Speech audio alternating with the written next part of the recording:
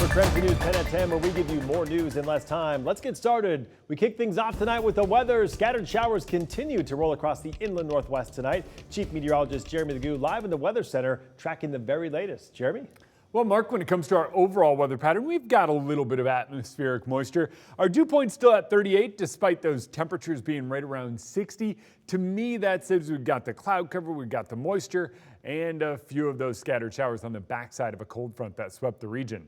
Notice it has moved quite a bit. I left it where I had it earlier today just to show how far it's gone since this afternoon. That thing has already made its way through Idaho and into Montana. Tons of storm activity over in Montana. For us, most of it's in the southern panhandle, a little bit of activity over Lookout Pass, and this is exactly how we expected this to go.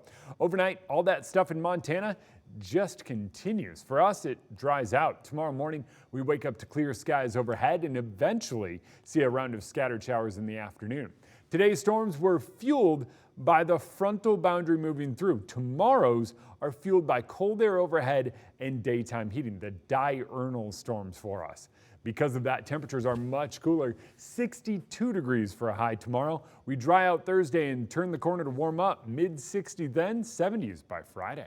All right, sounds good, Jeremy. We'll check back in with you later in the show. And now to our night beat with a quick look at today's top stories. A 17-year-old is charged with 2 counts of vehicular assault, among other charges. This after deputies say he and another driver collided in a neighborhood near North Kalispell and West Lyons. According to the Spokane County Sheriff's Office, both drivers were speeding recklessly and then they crashed, and the other driver blew through a stop sign. That's when deputies learned his car belonged to someone else who says they did not give him permission to drive it. The other driver was treated for minor injuries at the scene. The teen was booked into the Spokane County Jail. A climber near Beverly had to be rescued after a major fall last night. According to the Grant County Sheriff's Office, that man fell between 50 and 90 feet. Deputies aren't sure how long he was at the bottom of the cliff before the Royal Slope Fire and Rescue crews showed up. That climber was airlifted to a trauma center. Tonight, his condition is still unknown. An inmate accidentally released from the Idaho Department of Corrections has been arrested in Western Washington. This comes 8 days after his initial release. Daniel Billingsley was being taken to Kootenai County to face local charges. According to the Kootenai County Sheriff's Office, the exact reason for his release is still under investigation. And that was your night beat. To learn more about any of these stories, just head to our website. That's KREM.com. Spokane Valley City Council passed a resolution this evening to partner with Frontier Behavioral Health. They'll run homeless outreach services for the city for 1 year. Our Nicole Hernandez listened to the City Council meeting tonight and brings us more. Council passed the resolution 6-1 this evening. All those in favor? Aye. Opposed? Opposed. They're partnering with Frontier Behavioral Health for homeless outreach services for 1 year. In terms of what we need for the people we're encountering on the street on a daily basis and those intervention types, Frontier was able to offer a lot, more than many other providers in the community. The Salvation Army also sent Spokane Valley a proposal, but the interim Homeless and Housing Task Force suggested Frontier over Salvation Army. A public commenter during tonight's meeting agreed with that suggestion. I understand one of the key root issues to homelessness would be drug addiction, as well as lack of access to mental health services. The services are going to cost Spokane Valley just over $200,000. It'll be for 2 staff members and administrative purchases to run the outreach. Once someone gets housed, Frontier will also follow up with them for a year. We continue to talk about, such as all these extra things that Frontier can do and all these other things, which I think are marvelous. I just don't understand why it wasn't written into the document requesting these services. That was Councilmember Al Merkel. He was the one no vote tonight. My main concern is transparency through this process. But other council members came to the defense of the interim Homeless and Housing Task Force. I think what was presented last week and this week indicates a great deal of transparency. This has been in the works since last summer after Spokane County gave the city of Spokane Valley control of some new homeless housing assistance funds. Frontier will actually start these new services in July this year. In Spokane Valley, Nicole Hernandez, KREM 2 News. Summer closing in usually means cherry and peach season, but this year is off to a rough start for local growers. One local farmer tells KREM 2 the extreme drop in temperatures experienced back in January did a number on trees, with temperatures diving below zero. Peaches, if we hit about 25 below zero, it'll just kill the tree dead. You know, they are not a winter hardy crop, and we're right at the edge of their hardiness zone. And cherries are a tough tree. It's not going to kill them. However, they are very cold sensitive. And that's why we're right at the edge of cherry country too. Despite the freeze, experts are forecasting the Pacific Northwest could yield somewhere between 17 million to 19 million 20-pound boxes for this year's cherry crop. Looking ahead to tomorrow, Spokane Valley Fire Department hosting a smoke alarm blitz tomorrow afternoon. Firefighters are visiting the mobile home community near North Barker and East Buckeye. Crews are offering to check existing smoke alarms, changing batteries, and installing free smoke alarms when needed. Today, a major construction project kicked off on Wellesley Avenue between Market and Freya Streets. The city and WashDOT crews are asking drivers to plan for this accordingly.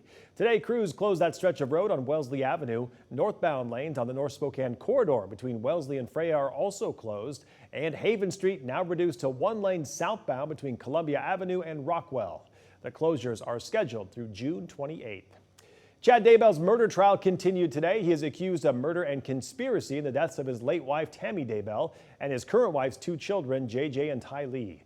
The defense rested its case last week, and today the prosecution took over, calling in a few rebuttal witnesses, including a detective who spoke on autopsy results. After JJ's grandfather spoke outside the courthouse on what a relief an end to this chapter will be for them. Gonna miss this beautiful town, but it's time to move on. It's time to move on to the next phase of our life. Closing arguments are set to begin tomorrow morning. And closing arguments in former President Donald Trump's so-called hush money trial came to a close tonight. Trump's lead defense lawyer, Todd Blanche, worked to erode the credibility of Michael Cohen, the prosecution's star witness, calling him, quote, the greatest liar of all time. The defense spent hours saying in a variety of different ways, sometimes explicitly, sometimes implicitly, Michael Cohen is a liar, and Michael Cohen is the thing that connects any alleged criminal wrongdoing to the former president. At the center of the case are reimbursements Trump paid to Cohen for an alleged $130,000 hush money payment to adult film star Stormy Daniels. Trump, who pleaded not guilty to all 34 felony counts of falsifying business records, has denied all wrongdoing. This week, Boeing is expected to present assembly line quality control fixes to the FAA. Transportation Secretary Pete Buttigieg says that Boeing will have to do more to show it can make the necessary safety changes. That's why Boeing is under a huge amount of scrutiny right now, including from the FAA. The administrator took the extraordinary step of saying that Boeing cannot increase their production until they've demonstrated that they can do it safely. The FAA ordered the plan back in late February after a door plug blew out of a 737 MAX mid-flight. The agency found multiple allegations of the company failing to comply with manufacturing quality control requirements. Meantime, we are just days away from the launch of Boeing's Starliner. Despite several delays and a helium leak, it is set to lift off this Saturday.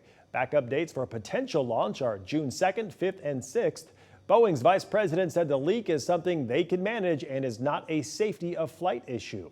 That mission will be the first Starliner flight with a crew on board, carrying 2 astronauts to the International Space Station for a 10-day mission.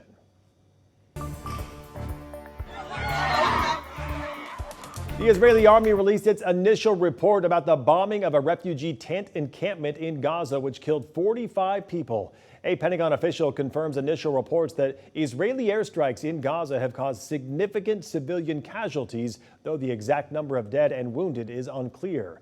News of this potential strike comes after an Israeli airstrike over the weekend killed dozens of refugees living in a safe zone in Gaza.